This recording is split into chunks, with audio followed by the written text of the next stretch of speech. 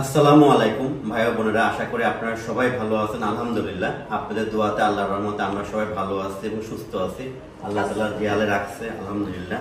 আসসালামু আলাইকুম। তো আজকে হলো 22 তারিখ। আমি ওই যে আপনাদের সাথে যখন কথা বলতাম বোনদের নিয়ে, বলতাম যে বোন চলে যাবে, আপনারা বিভিন্ন ধরনের মন্তব্য করতেন। দেখেন সেই যাওয়ার দিনটা কিন্তু ঘনায় আসছে কি বলতে কি আমরা আজকে হলো এই বাড়ি থেকে চলে যাব। আপনারা যখন ব্লগটা দেখবেন হয়তো ততক্ষণ আমরা রাস্তাও থাকতে পারি বা বাড়িতে থাকতে পারি, কিন্তু আজকে চলে যাব। শ্বশুর বাড়িতে থাকবে একদিন, তাই না? কালকে হলো আমরা ফ্ল্যাটটা দেখব, তারপর ওখান থেকে দেখে ওই দিক থেকে একবার ঢাকায় চলে যাব। আমার মেয়ে থাকে একটা, ছোট ভাইয়ের মেয়ে, ওখানে থাকবো এক রাত, তাই না? তারপরের দিন ওর হলো ফ্লাইট। তো সবকিছু মিলে ইনশাল্লাহ আল্লাহ, এটা আমাদের প্ল্যান, বাকিটা আল্লাহ তাআলার ইচ্ছা, ভালো মন্দ তিনি জানেন। তো এখন যে কাজটা করব সেটা হলো, আপনাদের খুব মানে জানার ইচ্ছা ছিল, আগ্রহ ছিল যে ভাইয়া নিচের ফার্নিচার গুলা কি করবেন, তারপরে হলো এই নিচের ফ্ল্যাটটা কি হবে। আমি কিন্তু সবসময় বলতাম যে যখন আপনার বোন মানে আমার ছোট বোন আসবে তখন আপনাদের সাথে সিদ্ধান্ত নিব, সেটা এখন আপনাদের সাথে শেয়ার করি। তো এই যে এটা কিন্তু ডাইনিং টেবিল সম্পূর্ণ সেগুন কাঠের, আর এদেশে এপাশে চলে, আর ওইটা হলো শোকেস। এখানে দুইটা। আমি আগে আমাদের ফার্নিচার গুলো আপনাদের সাথে শেয়ার করি, তারপর আপনাদের সাথে আমি কথা বলি। আসলে রুমে আসেন, মানে এগুলো হলো বাপ মার হাতের করা। ওইখানে মনে করেন যে এই খাট, এই বাক্স, এদিকে আসো, এই যে একটা আলমারিটা কিন্তু কমপ্লিটই করতে পারে নাই। মানে কমপ্লিট করতে পারে নাই কি, প্রয়োজন হয় নাই আসলে। যেটা জিনিস প্রয়োজন থাকলে তখন সেটা কমপ্লিট করে।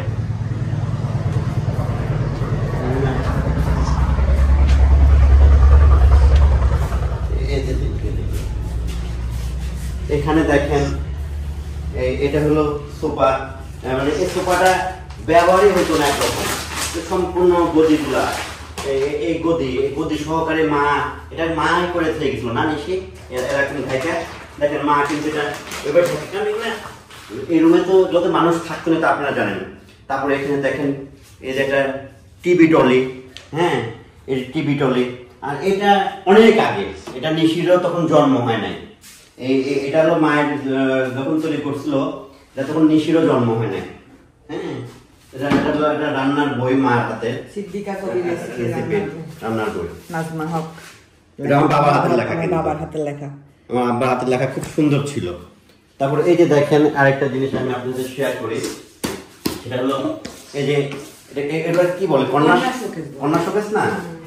এই যে দেখেন ব্যবহার না হয়তো হচ্ছে এটা মনে করেন যে ভেঙে গেছে বা এটা এখন পড়ে আছে, কিন্তু এটা যদি আজকে ব্যবহার হতো তাহলে এটা কিন্তু এরকম থাকতো না, অবশ্যই আরো সুন্দর থাকতো। তারপর এই যে দেখেন এখানে একটা খাট, হ্যাঁ এই যে খাট। এবার আসুন মা রুমে যাই। না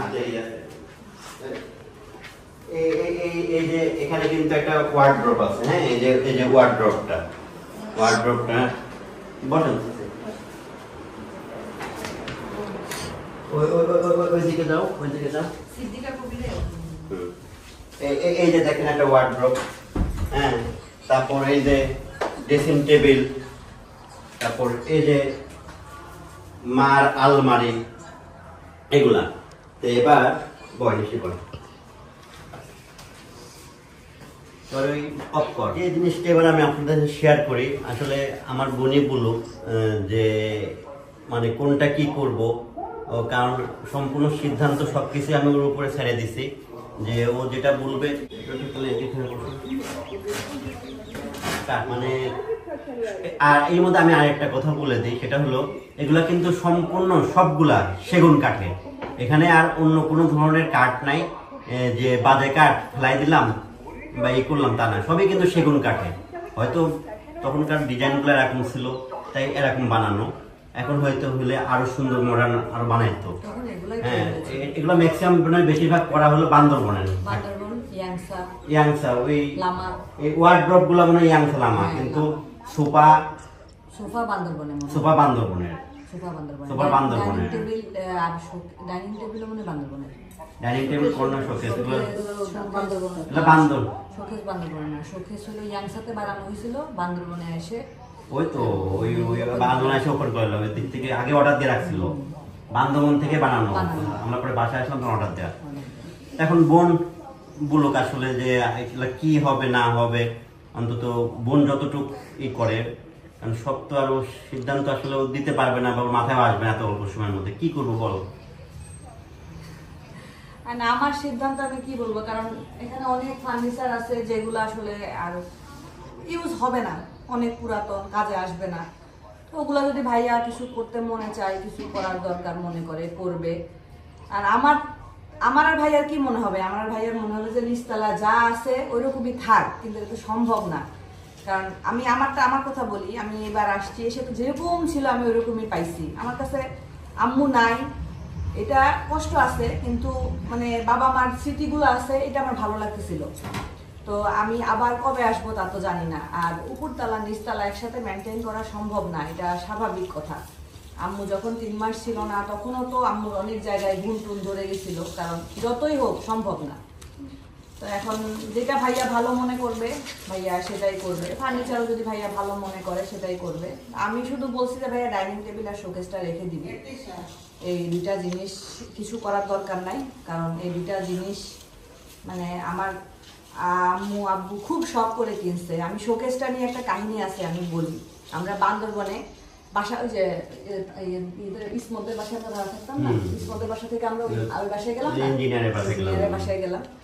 আমাদের এই শোকেসটা এত ভারী, মানে আমরা যে বাসায় ভাড়া থাকতাম ওখান থেকে নিচে নামানোর পরে আরেক বাসায় যখন আমরা উঠছি, নিচ থেকে উপরে তোলা যাচ্ছিল না, মানে 8-9 জন মানুষ দিয়েও তোলা যাচ্ছিল না। আব্বু একটু রাগি ছিল, তো আব্বু বলছে এগুলো বানানোর কি দরকার ছিল, আমি তুলবই না। আব্বু বলে আব্বু চলে গেছে। আম্মু আরো মানুষজন ডাকায়ে তারপরে শোকেস উপরে তুলছে। ডাইনিং টেবিলটাও খুব শখ করে আম্মু বানাইছিল। আমি বলছি যে ভাইয়া আর যা জিনিস যা ইচ্ছা তো যেভাবে সুবিধা হবে সেভাবে করবি, কিন্তু এই শোকেস আর ডাইনিং টেবিলটা কিছু করার দরকার নাই। এই দুইটা জিনিস বাবা মার অনেক শখের। আমরা যতদিন আসি আমরা আমাদের মতো করে আগলায় রাখার চেষ্টা করব। আর যেগুলো টুকটাক আছে হয়তো বা নষ্ট হয়ে গেছে বা কিছু একটা হয়েছে, সেটা ভাইয়ার সুবিধা অনুযায়ী বা ভাইয়া যেটা ভালো মনে করবে সেটাই করবে। কারণ সত্যি বলতে আমি তো বাংলাদেশে থাকি না। আমি যদি বাংলাদেশে থাকতাম তাহলে আমার দেখা যেত আমি আমার বাবা মার অনেক জিনিস আমার কাছে নিয়ে যেয়ে রেখে দিতাম, আমি আগলায় রাখতাম। আমি যেখানে থাকি সেখানে আমার এগুলো নেওয়া সম্ভব না।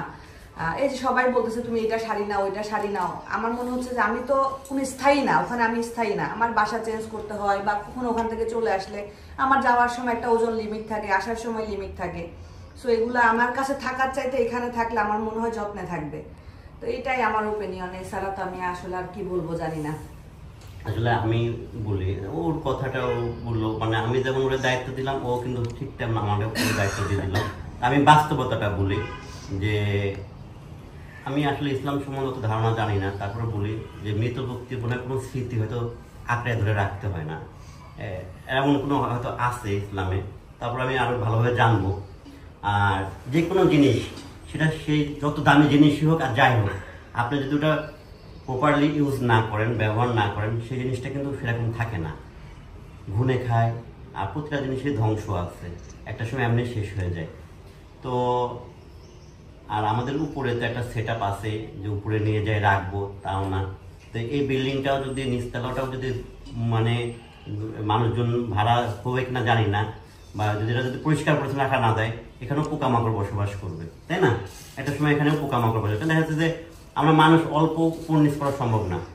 তো আমিও চেষ্টা করব বাবা মার জিনিসগুলা সুন্দরভাবে রাখার জন্য। তারপরেও যদি কারোর প্রয়োজন হয়, দেখা যাচ্ছে যে কারোর প্রয়োজন বা দেওয়ার মতো কাউকে যে দিলে পারে, দেখা যায় একটা খাট, কেউ মাটিতে শয়, সে জীবনে খাটেই শয় নাই, তাহলে যদি আমি এই খাটটা দিই সাপোজ, তো সে অবশ্যই আমার মা বাবার জন্য দোয়া করবে না? যে আমি জীবনে খাটিয়ে দিতে পারি না, আমার খাটে আল্লাহ তাআলা খাটিয়ে দেয় নাই, তাহলে যদি আমি মনে করি একটা খাট দিয়ে দিলাম, আমি এই খাটটা দেখাইতেছি মানে এটা না, আমি একটা যে একটা খাট দিয়ে দিলাম, তাহলে সে যে জীবনে সোফায় বসে নাই, তার যদি একটা সোফার একটা চেয়ার দিই, 5টা চেয়ার আছে, একটা চেয়ার দিই, এমনি দিলাম, তো তাহলে সে অবশ্যই দোয়া করবে যে আল্লাহ আমার একটা বসার জায়গা দিছে এই রসিলায়। তো আমি চেষ্টা করবো এই দিক দিয়ে আসলে আমার বোনেরও যা ইচ্ছা আমারও সেম এরকমই ইচ্ছা যে যেটা আমরা দান করব এমন ব্যক্তিকে দান করব সে যেন মানে দুইটা হাত তুলে আমার বাবা মার জন্য একটু দোয়া করে। কারণ টাকা দিলে মানুষ কিন্তু আসলে টাকা খরচ করে ফেলে, কিন্তু একটা জিনিস দিলে সেটা স্মৃতি হিসেবে মানুষ আগলায় রাখে। তো চেষ্টা করব, বাকিটা আল্লাহ তাআলার ইচ্ছা, কারণ এটা আমার ইচ্ছা ইনশাল্লাহ। আর বাকিটা আল্লাহ তাআলা কিভাবে কি মানে করাবে, কারণ মানুষের মন সবসময় শয়তান মনে করেন মাথার উপরে ঘোরে, ধোকার মধ্যে রাখে, হ্যাঁ কখন কি মনে হয়। তো আপনারাও দোয়া রাখবেন যেন আমরা এমন কিছু করতে পারি যেটা আমার বাবা মার জন্য সবসময় সদগা হয়, নাকি সদগা হয়, তার হলো হয় মানে দোয়াটা যেন তার কবরে পৌঁছায়।